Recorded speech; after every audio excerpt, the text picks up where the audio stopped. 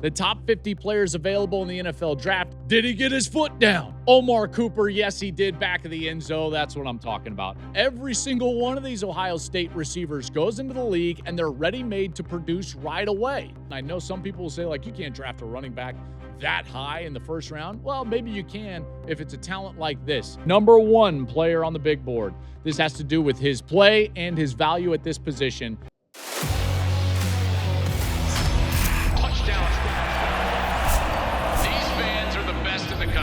A day like today is why we love college football.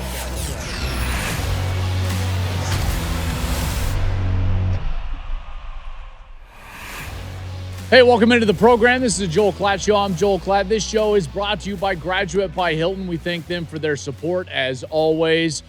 Big one here today. We are unveiling our top 50 list here at the Joel Klatt Show. That's right. The top 50 players available in the NFL draft. It's my big board, and it's coming straight at you. Hey, just remember, if you haven't subscribed on YouTube, you need to go do that. The show is better on YouTube, so go do that right now. Also, hit that notification button. And then if you haven't followed us on social media, we are everywhere that you like to social media. Wherever you like to social media, you can follow us there at Joel Klatt Show out there on social. Let's go. It's going to be 50-1. Let's get into it right away. At number 50 is a guy that I really loved during the course of the last couple of years. And the only reason that he's not really the top corner in the draft and a first round pick is his size. That's D'Angelo Pons from Indiana. So he's going to be number 50, and he measured at 5'8". If he was any taller, if he was 6 foot with the way he played, there's no doubt he'd be a top 15 pick, but he's 5'8". Even though he's explosive and his vert was 43.5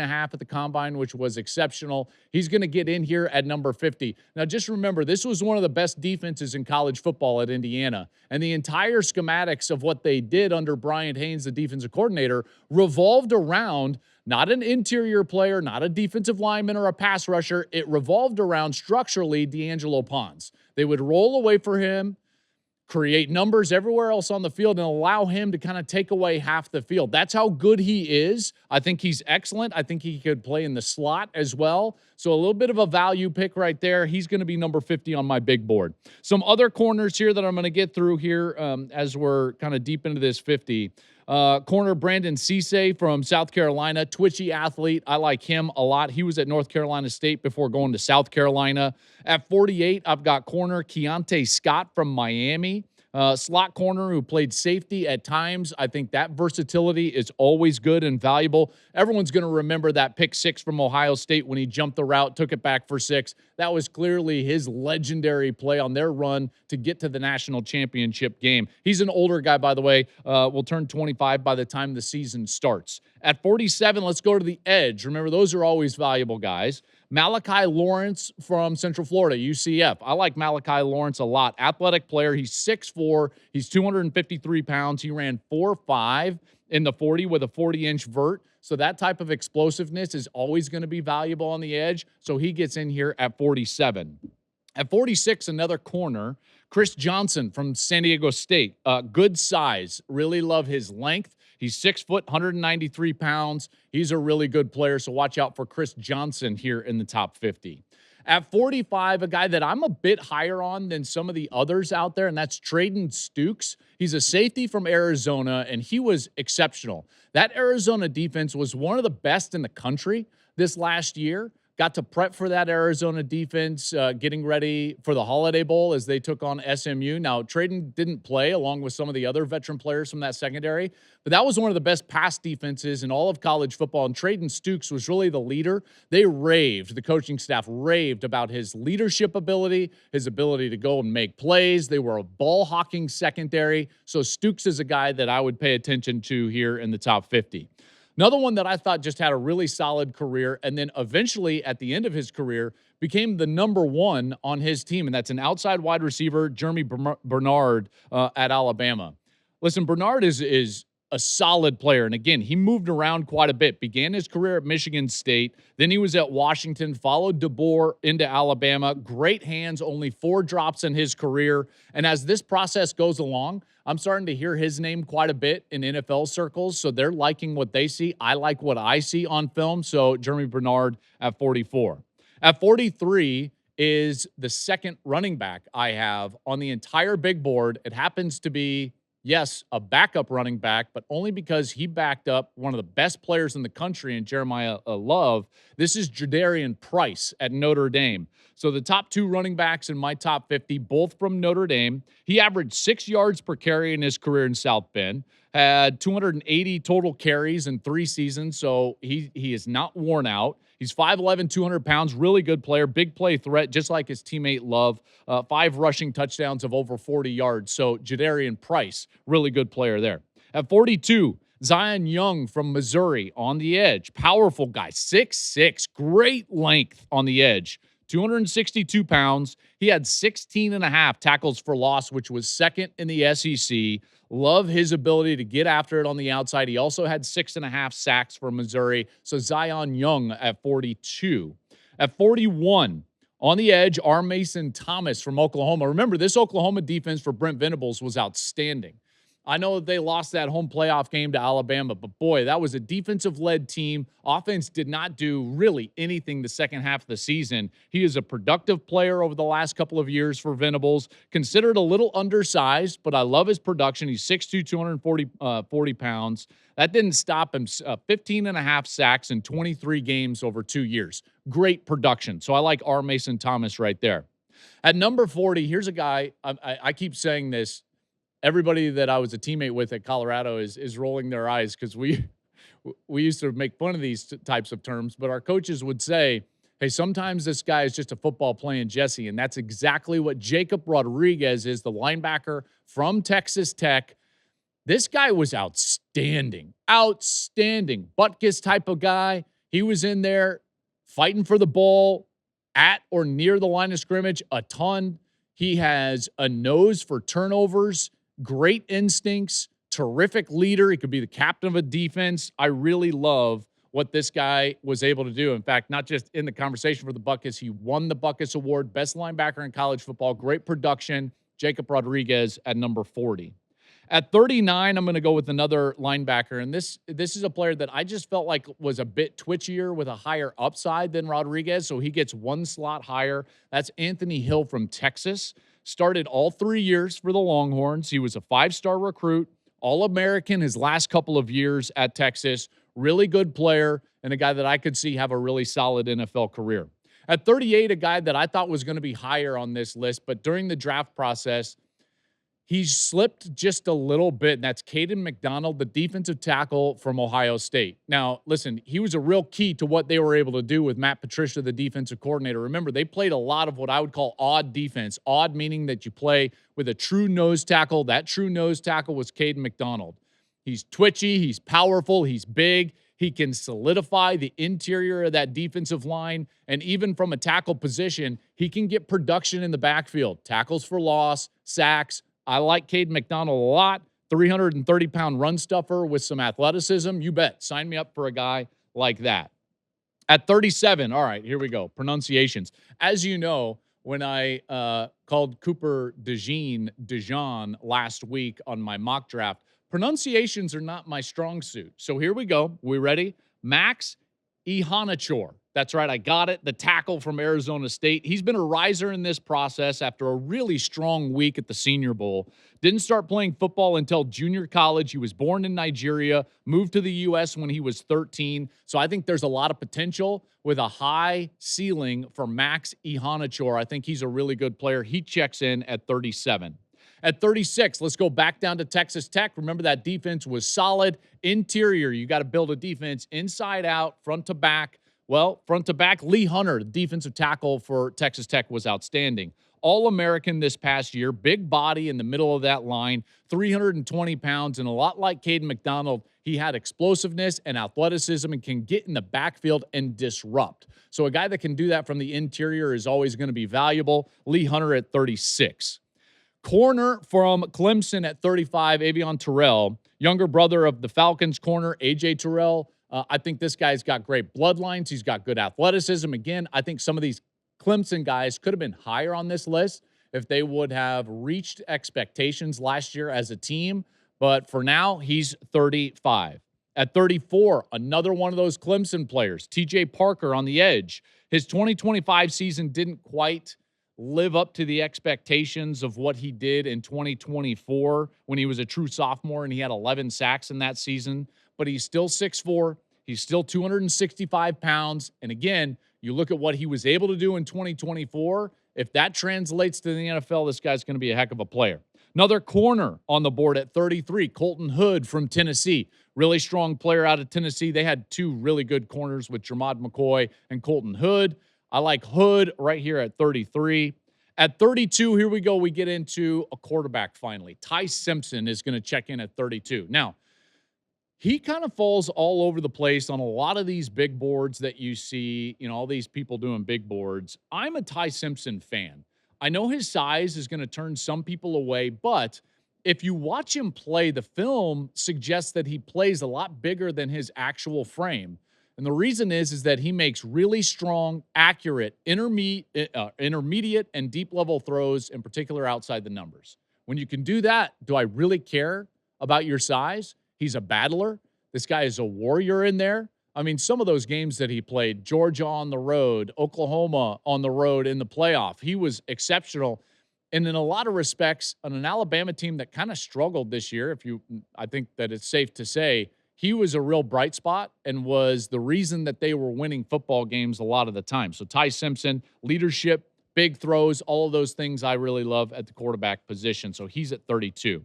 At 31, KC Concepcion, the wide receiver from Texas A&M. Dynamic guy, right? Lots of speed, lots of short area quickness. I think he can be a guy that you look up in a couple of years and you're like, okay, this guy is a smart point guard style quarterback's best friend. So KC Concepcion, as the league has, I don't want to say moved away from the big frame wide receiver, but certainly we've seen more value pop up with these guys with short area quickness that can operate in the middle of the field. He can play outside and inside, but I certainly think he can do that on the inside there at wide receiver. So he's 31. At 30, CJ Allen from Georgia, really good linebacker. And again, I don't know if you can go wrong with Georgia defenders, right? I mean, they run an NFL style of scheme. They're going to come in and be smart. You see all of these guys that have been in the league in the last 2, 3, 4 seasons, they've succeeded. And I think CJ Allen will be another one of those at 30. At 29, let's go back. Interior defensive line, Peter Woods from Clemson. Came into last year, I thought he could be a top 10 pick. But again, like all of these Clemson players, they fell short of expectation as a team. So he's going to fall down the draft board just a little bit. So Peter Woods is going to be inside of my top 30, but at 29. At 28, offensive tackle Caleb Lomu from Utah. Really good player, and he's going to be the second Utah offensive lineman inside of the top 30. This is a guy that I think can be a really, really strong contributor, and I would not be shocked if he could be versatile and play in and out. I think the same could be said for Spencer Fano, who I'll get to a little bit later in this top 50. He's the other Utah tackle that's inside of this top 30, but Lomu is at 28. At 27, Caleb Banks. Okay, so we've talked about Caleb Banks a little bit, the defensive tackle from Florida. They just don't build guys like this, okay? And his frame and his size is just going to be enticing. He's 6'6", 327 pounds. I mean, like, come on. 35-inch arm length, 85 wingspan, which is over 8 feet. The challenge for him is going to be matching his athletic profile with the production. And to be fair, this last year he lost a ton of time. He got derailed by a foot injury. He broke his foot, so he doesn't have a ton of film. But I'm telling you, the traits are going to be hard to pass up here. So he's inside of my top 30 here at 27. 26, guy I really like, and I got to be honest, during this process, you're like, shouldn't this guy be higher? You can make an argument he should be higher. Keldrick Falk, edge, Auburn. He's only 20 years old. Fascinating player and production. I think it probably should have been higher for his build and athleticism. I could see his impact in the NFL be greater than what his impact was at Auburn. They had a ton of transition at Auburn over the last few years, trying to get themselves back on solid footing. He's a really good player. I've got him at 26. Another edge player, and this is why Falk had to slip to 26, is I just couldn't put him higher than Cassius Howell from Texas A&M. He doesn't have off the charts body type or any of those traits, but man, you just couldn't block this guy at A&M. He was terrific in production, and I'm always going to go to the tape over traits. Now, traits can get you drafted. There's no doubt. And Falk is that way. Caleb Banks is that way.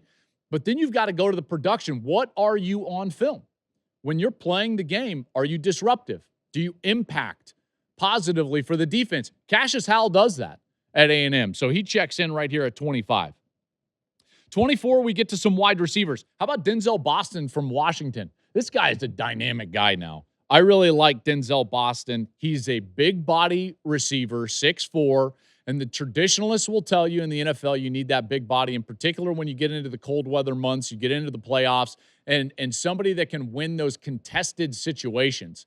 The windows in the playoffs in particular, and as you get deeper into the playoffs, they are so small, and you've got to have a strong, big body wide receiver that can go win in those moments. I think Boston is one of those guys. By the way, he doesn't really even have a 40 time. He hasn't run a straight line 40, so you can question his overall speed, but what you can't question is his quickness. He was excellent when you looked at the shuttle, third fastest time among all receivers. So, listen, that's something. It's about creating space and catching the ball. He can do both of those things.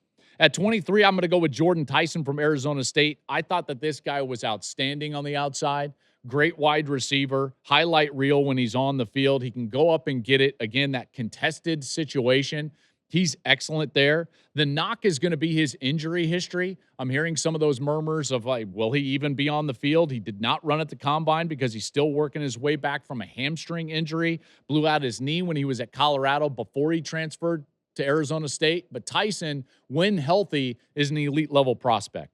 At 22, the tackle from Alabama, Caden Proctor, really good player. Monstrous human being. He's 6'7", guys. Come on. Measured in at 352. He's athletic.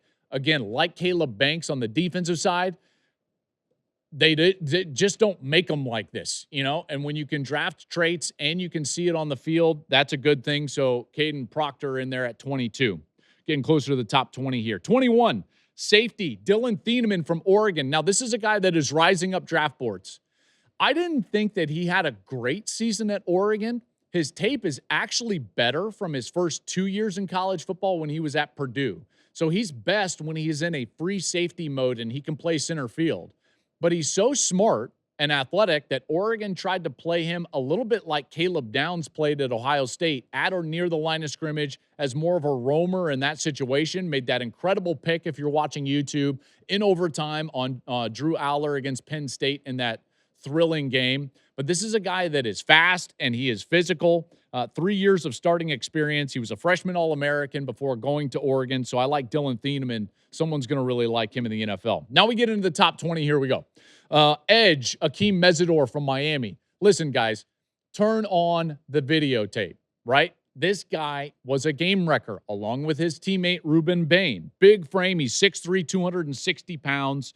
Super productive for the Hurricanes. Goes inside and outside, so he provides a little versatility. He is going to be 25 years old on draft day. He began his career at West Virginia before going down to Miami and having that solid season last year.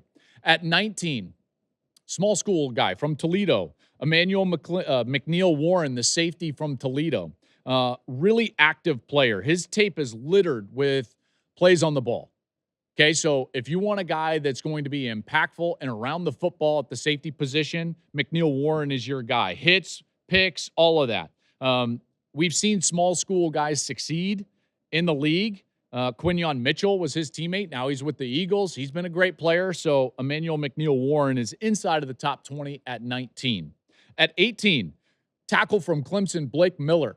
Miller's a solid prospect now. And he played a ton of football. Super experienced guy at right tackle. Over 50 starts for Dabo at Clemson. And he's 6'7", 320 pounds. Yeah, sign me up. Sign me up for experience right there. At 17, a guy that's been rising up draft boards. And we should have probably seen this because of his experience and his position value. Left tackle, Georgia, Monroe Freeling.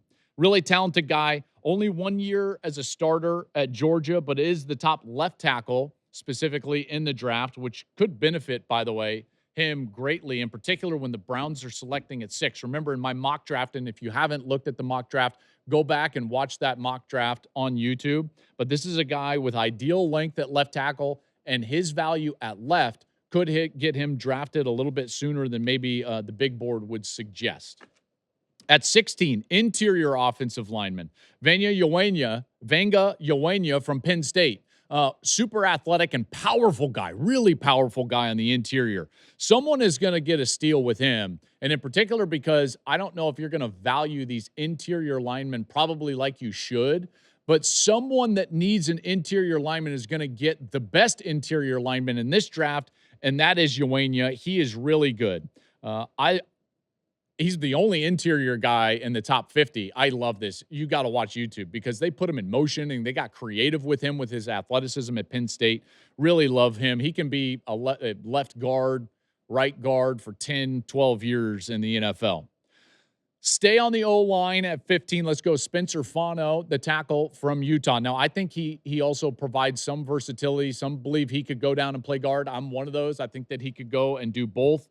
This is a really good player. One of the things that's going to be a knock on him is that he struggled a little bit against Texas Tech and their elite defensive line in that matchup with the Red Raiders in Salt Lake earlier this year. That was a game that Gus and Jenny and I called. So that's going to be a knock on him just a little bit, in particular at a straight tackle spot. But again, position versatility, I think that helps him. At 14, this is a guy, I'm just going to be higher on this guy than most. Did he get his foot down? Omar Cooper, yes, he did, back of the end zone. That's what I'm talking about. One of my favorite players in the draft. I thought he was the best wide receiver in the Big Ten and maybe in the country with the ball in his hands after the catch. Maybe, I don't know. Zachariah Branch would have something to say about that, and rightly so. But listen, Omar Cooper was outstanding. There's the play right there. Did he get his foot down? Absolutely, he did. Great body control. He can work the middle of the field. Great hands. Smart player. Omar Cooper is a guy that I think could be a real value add on the interior of a passing game for someone in the NFL. And when you see guys like JSN, Jackson Smith and Jigba, do what he was able to do, you get the right fit, the right offense, the right quarterback. That's exactly what Omar Cooper could do. Really powerful lower half. That's what you want when you're talking about those slot wide receivers. At 13, a guy that's going to have some injury concerns. Could he be the top corner in the draft? Yes. Could he fall down the draft and maybe even outside of the first round? However unlikely that is, it could happen because of the injury concerns. Jermod McCoy, the corner from Tennessee, had that ACL injury, so we just haven't seen him in quite a bit. If he hadn't torn his ACL, though, I'm telling you, his 24 tape was outstanding. Did not squash those concerns at the combine. He did not run, but he is planning to work out at his pro day, so we'll see how that goes. At number 12, I'm telling you, man, someone is going to love this guy. It will not shock me at all if we're talking about in a few years, one of the best tight ends in the National Football League is Kenyon Sadiq from Oregon. One of the things I love about Sadiq is his athleticism. So he provides a weapon for a quarterback, in particular in the red zone. That's exactly what he did for Dante Moore at Oregon last year. But, as Dan Lanning very accurately put it to me, go watch a blocking cut-up of this guy. This guy works hard regardless of down and distance, regardless of situation. He's a devastating blocker. And so that versatility means that you can be, I would say, versatile with what your offense is, your schematics are, in particular from a personnel grouping standpoint. So I really love Sadiq from that aspect. Great athlete. He's 6'3", 240 pounds, 4.39 in the 40. Come on, that's ridiculous. 43.5 vert, nasty blocker. He's inside of my top 15. He's 12 overall.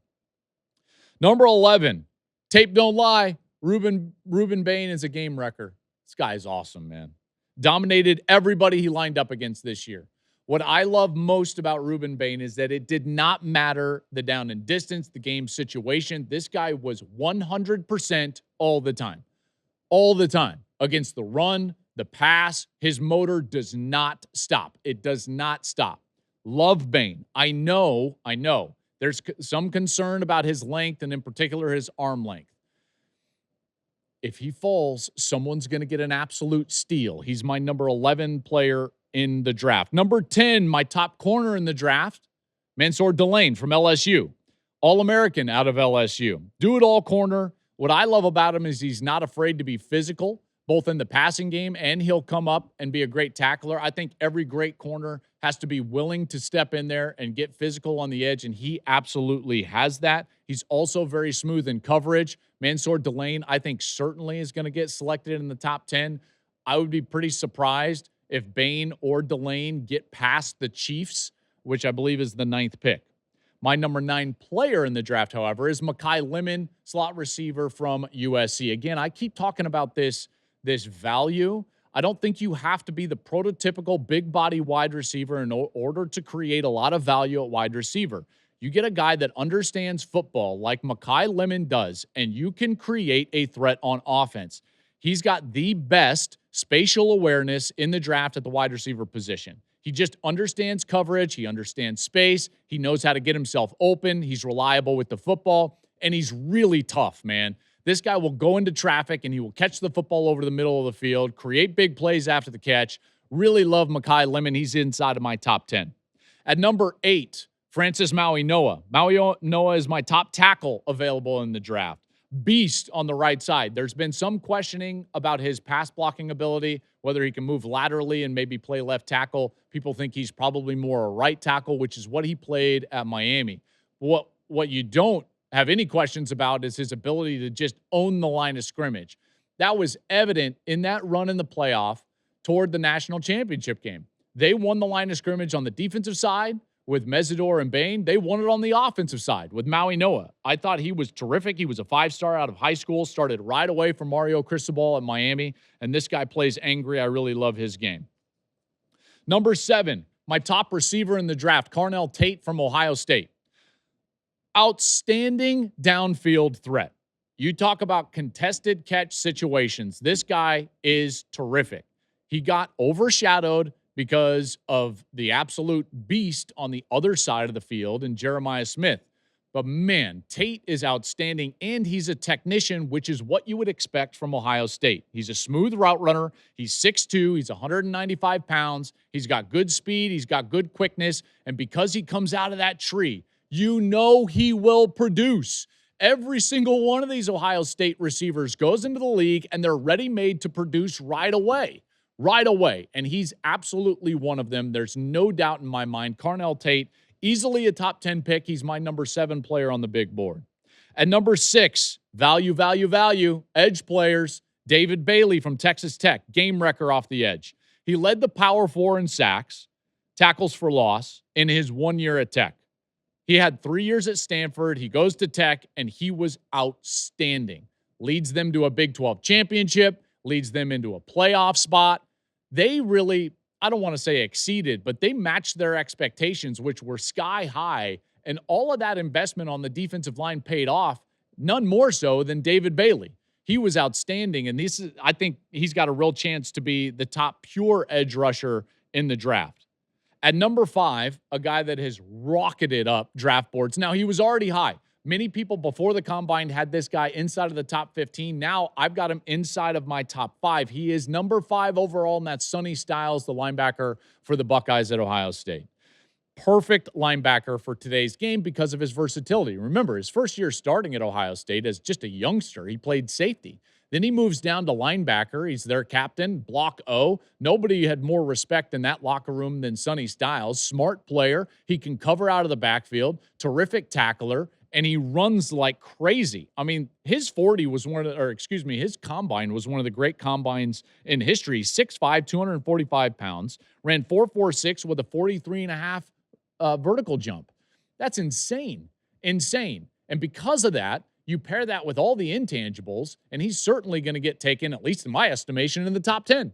I don't think that you can let this guy go because, again, he's going to be the focal point of your defense for years to come. He'll be a captain, a face of your franchise on the defensive side. I would say the same about this next player. My number 4 player is not going to get selected likely in the top 5, even though he should, based on his impact on the field. The safety from Ohio State, Caleb Downs. I don't think there is a better pure defender in this draft. Caleb Downs is outstanding. Now, would the NFL decision makers love to see him be a little bit bigger? Yeah, probably. But man, again, just look at the tape. Watch him play and impact the game in every single area. Coverage, blitzing, at the line of scrimmage, deep down the field. He does it all.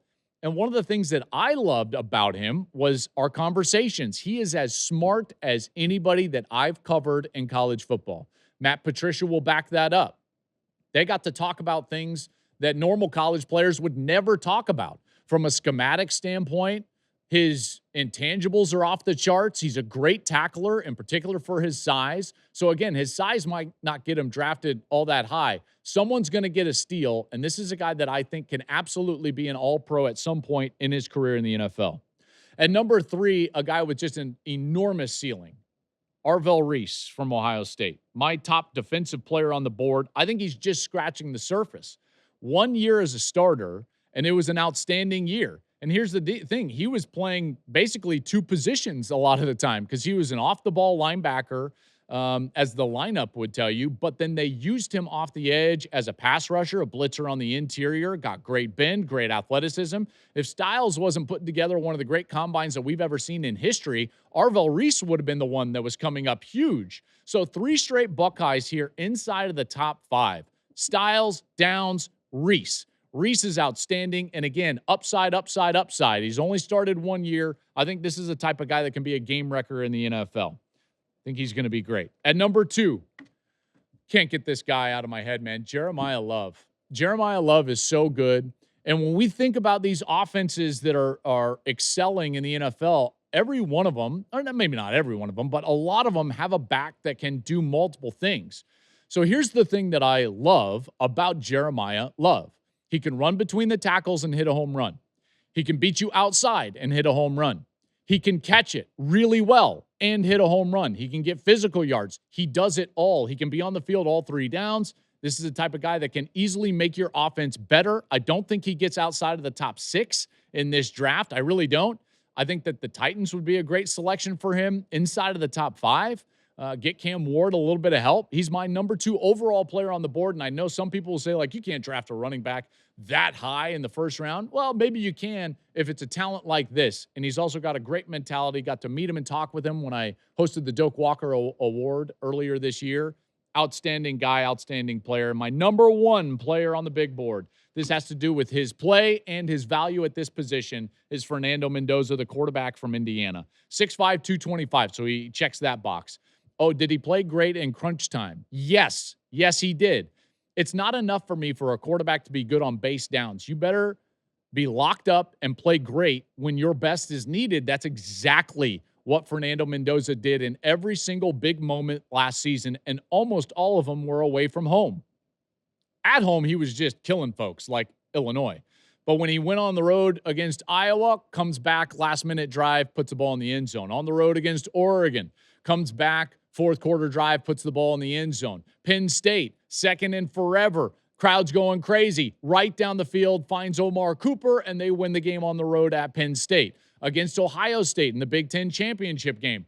Big play after big play after big play, including third and fourth down. Great back shoulder throws, great timing, great accuracy. He throws with leverage down the field. That's my number 1 trait for a quarterback. When you're throwing the ball in the intermediate parts of the field or outside the numbers, does your guy have a better chance than the defender at the football? And that's absolutely the case with Fernando Mendoza. Great leverage player, terrific intangibles, solid leader, face of the franchise. Fernando Mendoza is my top player available in this year's NFL draft. So there's the top 50 as I see it. Just a couple of quick notes.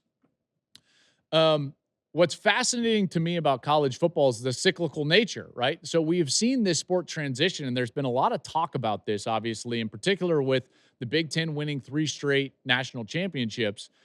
But listen, for a decade, the SEC owned not only college football in general, winning national championships, but the NFL draft. And for 10 years, no other conference had more first-round draft picks than the SEC for 10 straight years. That's likely going to end this year. In fact, when you look at it, it's actually quite shocking. I only have 3 SEC players in my top 20 overall. Now, I can see the comments down below. Oh, Klatt, you're a Big Ten guy. Go check out Daniel Jeremiah's top 50. Go check out Todd McShay's top 50. They have it almost identical, very similar to the way I have it. The balance of power has certainly shifted. The SEC has been so dominant. championships and draft, and that's starting to turn a little bit. I think that the Big Ten likely is going to have the most first-round draft picks this year. And just a quick note about the first round and how it relates to college football. So there we go. There's my top 50 list. Remember, go back and check out the mock draft. We did that awesome all college football mock draft. That was one of my favorite exercises. I know you kind of had to think along with me there, but if you haven't checked that out, go back and check that one out on the YouTube page. And as we get closer to the NFL draft, we'll have more content coming up. I'll have my final mock draft before the draft. That's coming up in the next couple of weeks. So be aware of all of that. Subscribe to the YouTube channel. And until then, we will see you next week with more content here at the Joel Klatt Show.